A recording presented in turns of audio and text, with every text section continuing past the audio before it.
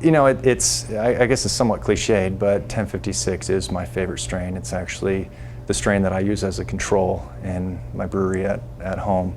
I usually run split batches, and most styles of beer, regardless of the style, I'll brew 5 gallons with the 1056, and then I usually pull something else out of the bank, and I use that as a control.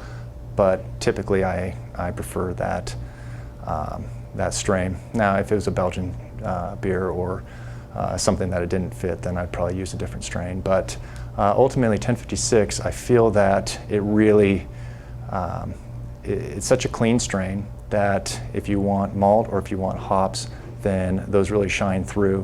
Whereas an English strain, you're going to get a much more rounded beer, but you also have the yeast character that can interfere with kind of that pure hop or possibly some of the malt character that you're trying to achieve.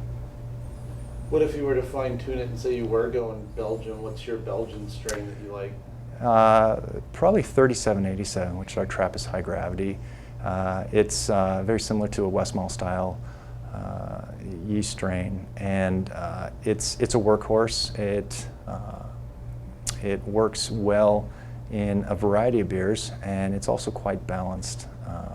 A lot of times what I'm looking for with a yeast strain is something that is well balanced. I don't want it super phenolic or super estery.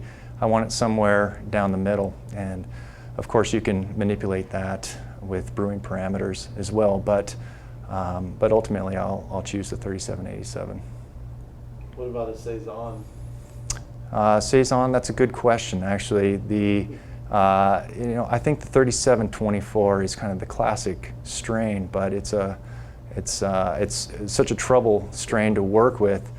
I think I would still use that, and I don't prefer to ferment this warm. I know that you can ferment it at 90 Fahrenheit, and you can have decent results. I think what I prefer to do is to set it somewhere in the mid-70s and let it go, and ultimately it will attenuate and it will get quite far. And I think that profile that strain produces is unique over any of the other saison strains. Something that you can do with that strain, because it does slow down, is possibly pitch another strain in, either a house ale, or when I say house, it's more of a commercial term, but you can use a neutral ale strain, something like the 1056, or you can also come in with something like the 3711, which is our French saison, which to me has a little bolder profile, a little more ester, not as much phenolic, but if you're just talking about the last 5 degrees Plato that you need to consume, it's going to affect the beer a little bit, but you can, but not as if you pitched that strain all by itself. And so you can get a nice kind of blend between the two strains. What about your low gravity English mild bitter? One strain that I've been using a lot lately is our 1098. It's our British strain, originally similar to a Whitbread ale strain. It's a very nice strain. It's a strain that's probably, in my opinion, our most versatile strain. It works fantastic in a dark beer or any really English beer where you wanted to promote the malt flavor and kind of a malt forward beer. And I think that English strains definitely, with their ester profile, really round out those types of beers. Now, my problem with English strains in the past has been when you throw those into a nice IPA, something that you really want to push the hops, those same characters that can round out a beer also kind of muddy the hop character.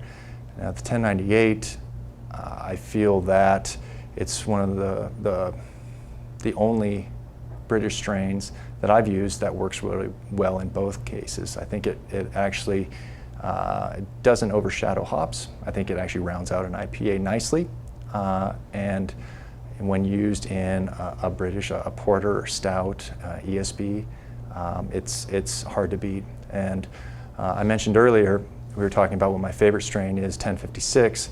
1098 is really one of the first strains that when I run a side-by-side comparison with 1056 and 1098, it's very close to competing on the IPAs, and definitely I think it's a nicer strain for the English style beers.